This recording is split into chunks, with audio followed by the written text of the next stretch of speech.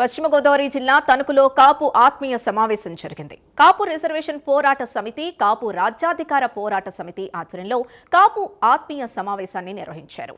ఈ సందర్భంగా స్వర్గీయ వంగవీటి మోహన్ రంగా విగ్రహానికి పూలమాలలు వేసి నివాళులర్పించారు.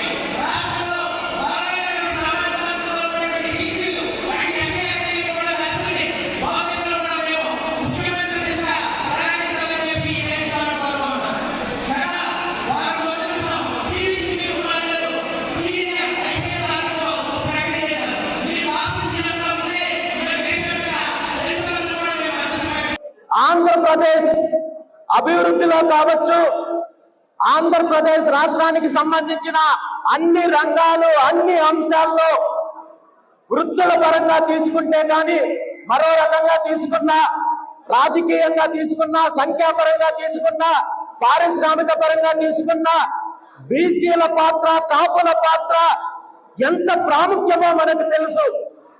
కానీ మన హక్కులు, మన అభివృద్ధి, మన యొక్క వాటాల విషయంలో తీసుకుంటే ఏ విధంగా మనకు అన్యాయం జరుగుతుందనే విషయాన్ని ఈరోజు మనందరం కూడా తెలుసుకోవాల్సిన అవసరం ఉంది. ఆంధ్రప్రదేశ్ రాష్ట్రం ఏర్పడినప్పుడు హైదరాబాద్ రాజధానిగా ఉమ్మడి ఆంధ్రప్రదేశ్ రాష్ట్రం అభివృద్ధి చెందితే, ఈ హైదరాబాద్ అభివృద్ధి పేరుతో అనేక రకాలుగా భూబండారం చేశారు.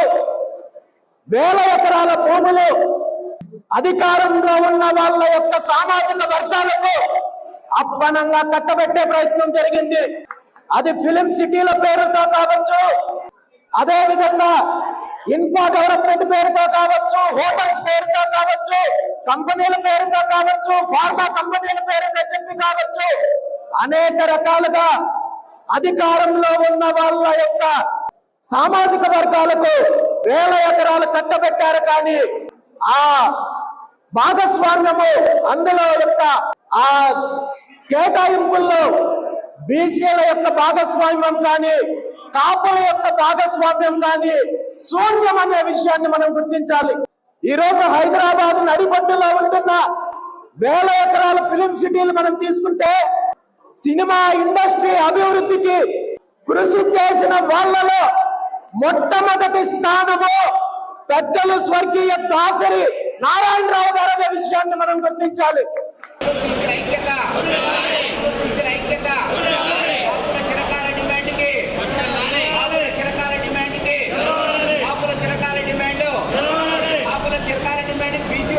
పక్షాన మద్దతు ప్రకటించాలి.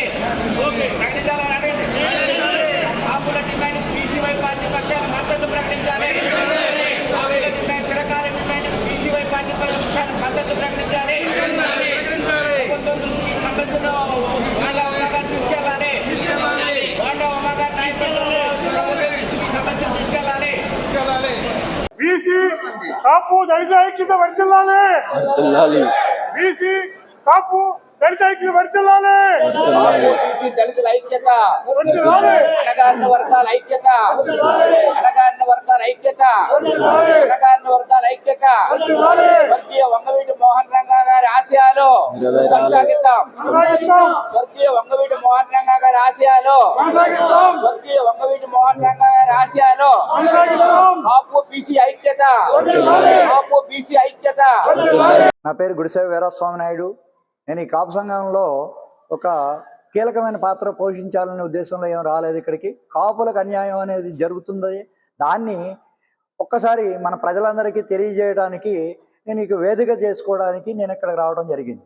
దీంట్లో ఇంతవరకు నేను పనిచేసిన పిల్ల వెంకటేశ్వరరావు గారి కాడి నుంచి, మిరియాల వెంకటరావు గారి కాడి నుంచి, వేరు మన కేశవరావు గారి కాడి నుంచి అందరూ వర్క్ చేసిన వాళ్ళందరూ వెనకాల నేను ఉన్నా సరే, నేను ఎప్పుడు కూడా నాకు రాజకీయం కానీ అసలు ఈ వేరే కులాల పట్టింపులు కానీ నాకు లేకుండా ఇప్పుడు వరకు కూడా ఒక కార్యకర్తగా కాపులో ఒక పటిష్టమైన సంఘం అంటూ లేకుండా పోయింది. దాన్ని అంటే పటిష్టం చేయడానికి వేరు కులాల నుంచి కూడా వచ్చినా సరే, ఒత్తిళ్ళు వచ్చినా సరే మేము పట్టించుకోకుండా మేము ఖచ్చితంగా ఈ బీసీ వారిని అలా ఎస్సీ ఎస్టీ వారిని కూడా మేము ముందుకి తీసుకురావడం, వాళ్ళందరూ కూడా మాకు తోడ్పడటం, అలాగే బోడే యాదవ్ గారు మా దగ్గర రావడం, అలాగే ప్రతి బోండా గారు ప్రతి వ్యక్తి కూడా మమ్మల్ని సపోర్ట్ చేయడానికి కారణం ఏంటి అనేది మీ అందరికీ తెలుసు. ఏ విధంగానంటే ఇప్పటి వరకు జరిగిన విషయాలన్నీ మీ అందరికీ ఆకలింపు ఉంది. ఏ విధంగా 75 ఏళ్ల నుంచి ఈ కాపు సంఘాలు ఇవన్నీ ఏంటంటే ఎవరన్నా ఒకళ్ళు వెళ్తే మీ సంఘం అంతలు కట్టట్లేదు, మీ సంఘంలో పీతల మంగం లాగా ఉంది, ఈ విషయాలని మేమని ఎప్పుడు కూడా అందరి ద్వారా మేము వింటాం కాదు, మాలో ఒక పట్టుదల, మాకు సంఘానికి గట్టిదనం అనేది ఉందని మేము నిరూపించుకోవడానికి తణుకు అనేది ఒక వేదిక చేసుకోవడం, ఆ వేదికలో ప్రతి వ్యక్తిని కూడా ఒక శక్తిగా మార్చాలని మేము ఒక పతిని పోవడం జరిగింది. దీంట్లో ఖచ్చితంగా మేము అనేది ఏంటనేది నిరూపించుకోవడానికి ఇప్పటి వరకు ప్రభుత్వాలు చూశారు. ఆ ప్రభుత్వాలు ఏ విధంగా అంటే మాకు న్యాయం చేసినా అన్యాయం చేసిందని ప్రతి వ్యక్తికి కూడా తెలుసు. మీరు ఆ దిశగా ఆలోచిస్తే ఈ కాపు కులాన్ని అనగదొక్కిన మీ శక్తిని మేము యూటిలైజ్ చేసుకుంటూ వాడుకుంటూ మేము పైకి ఎదగాలని ఒక కోరికతో, బలమైన కోరికతో ప్రతి వ్యక్తిని ఒక శక్తిగా మార్చుకుంటూ ఈ వేదికని ఒక మంచి శక్తి రూపంగా మేము తీసుకురావాలని కోరుకుంటూ ఒక సంస్థను ఏర్పాటు చేసాం. ఆ సంస్థలు వేరు సంస్థలుగా ఉన్నాయి. ఇప్పుడు వంగవీటి మోహన్ రంగారావు గారు ఏదో రాధారంగ మిత్ర మండలి, వేరే ఇంకోళ్ళు వేరే మహానాడు, కాపునాడు, ఇట్లా వేరు ఉన్నాయి. ఇవన్నీ కూడా మేము అన్నింటినీ పట్టించుకోకుండా ఒక కాపు శక్తి అనే ఒక మూమెంట్ని తీసుకురావాలనే ఉద్దేశంలో అందరినీ మేము కలుపుకుంటూ ఈ వ్యక్తిని మేము అందరినీ గ్యాదర్ చేయడానికి కారణం, మాలో పిల్లిని కూడా ఒకసారి మీరు అబ్జర్వ్ చేయండి. ఇంట్లో తాళం పెట్టేసి ఆ పిల్లిని కొడితే ఏమని చేస్తే పులిగా మారుతుంది. ఆ విధంగా మేము కాపు సంఘాలు కూడా అన్ని ఒకేసారి ఏకతాటి మీదకి వచ్చి ఈ రాజకీయం అనే దాన్ని తునాతునకలు చేయాలనే ఉద్దేశంలో మేము అందరూ ఉన్నామని మీ అందరికీ మనం చేసుకుంటూ, ఈ విషయంలో ఎవరైనా సరే కాపుల్ని తక్కువగా చూడటం అనేది జరిగిందంటే ఖచ్చితంగా మేమందరం ఒక పులిలుగా మారటానికి మేమందరం కూడా ఈ సభని ఒక దీని కింద వేదికగా తీసుకోవడానికి వచ్చాం. దీని అందరికీ మా ప్రాతికేయ మిత్రులకి, మా కుల సంఘాలకి, వేరు యాదవ్ సంఘానికి, ఎస్సీ ఎస్టీ సంఘాలు అందరికి కూడా మాకు ప్రోద్బలం చేసిన ప్రతి వ్యక్తిని కూడా మేము అందరినీ ఆహ్వానిస్తూ మా యొక్క శక్తిని ఒకసారి నిరూపించుకోవడానికి మీరందరూ కూడా తోడ్పడతారని కోరుతూ మీ అందరికీ సెలవు తీసుకున్నాం. నా పేరు బోడపాటి పెదబాబు. మేము కేఆర్పిఎస్ రాష్ట్ర కో కన్వీనర్. మా డిమాండ్స్ ఏంటంటే 75 సంవత్సరాల నుంచి మా కాపులు ప్రతి ఒక్కళ్ళు కూడా రాజకీయ పార్టీ వాళ్ళు వాడేసుకోవటం, వదిలేయటం. ప్రభుత్వం వచ్చినప్పుడల్లా కూడా, ఎలక్షన్ వచ్చినప్పుడల్లా కూడా మ్యానుఫ్యాక్చర్లో పెడతాం, అదేమో అమలు చేయకపోవటం. అలాగే రాజశేఖర రెడ్డి గారు మోసం చేశారు, తర్వాత ఏమో చంద్రబాబు నాయుడు గారు మోసం చేశారు. ఇప్పుడు మేము డిమాండ్ ఏంటంటే మా కాపులకి 12% మాకు రిజర్వేషన్ అమ్మని నామినేట్ వర్కుల్లో కానీ లేకపోతే ఉద్యోగుల్లో కానీ మహారాష్ట్రలో మరాఠీలకు ఇచ్చినట్టుగా మాకు 12% రిజర్వేషన్ అమ్మని మేము కోరుతున్నాం. మాది ఏ రాజకీయ పార్టీకి అనుకూలం కాదు, ఏ రాజకీయ పార్టీ కూడా వ్యతిరేకం కాదు. రెండు కూడా చెలో తణుకు పిలుపునిచ్చి కాపులు బలిజలు ఒంటరులు అందరినీ కూడా ఏకం చేయడానికి కోసం ఈ సమావేశం పెట్టి కాపులు రిజర్వేషన్ సాధించుకోవడానికి ప్రణాళిక వేయడం, అలాగే మనం రాజ్యాధికారం సాధించాలని చెప్పి అడుగులు వేస్తున్నాము. ఇప్పుడు 10% కంటే తక్కువ ఉన్న కులాలు మన రాష్ట్రాన్ని వెళ్తున్నాయి. వేరే కులాలు ఎవరికి కూడా ఛాన్స్ ఇవ్వట్లేదు. మనం ఒక మూడో ప్రత్యయంగా ఎదిగి బీసీలని ఎస్సీలని అందరినీ కలుపుకుని మనం నెక్స్ట్ 29కి కాపు సీఎం చేయాలని చెప్పి మా ధ్యేయం. ఈ దిశగా మనందరం కూడా ప్రయాణం చేస్తున్నాము.